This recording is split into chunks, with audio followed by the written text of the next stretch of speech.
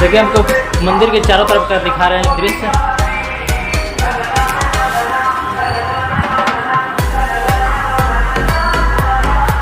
बहुत ही सुंदर और सुहाना है, आइए कभी आप घूमने के लिए।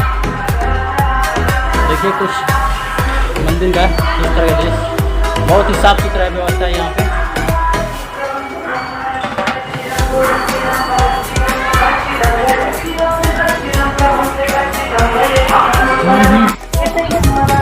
इधर पार्क भी है, आपको पार्क दिखाते हैं।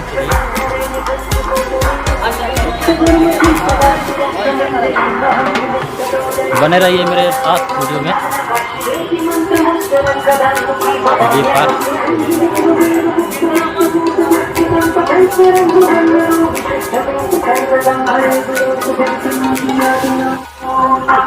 देखिए करण भाई आए हैं मेरे साथ।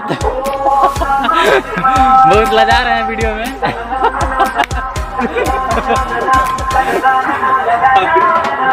लजाने शर्माने की क्या बात है, बताइए। कितना अच्छा जगह है हम लोग सूर्य मंदिर के पास। बहुत भव्य सूर्य मंदिर है। देखिए यहाँ पे कुछ इस तरह का पार्क भी है, आप आइए कभी घूमने के लिए यहाँ पे। देखिए पार्क का दृश्य। ठीक है, वीडियो अगर अच्छा लगा तो आप वीडियो को लाइक कीजिए, शेयर कीजिए और मेरे चैनल को सब्सक्राइब करें। ओके।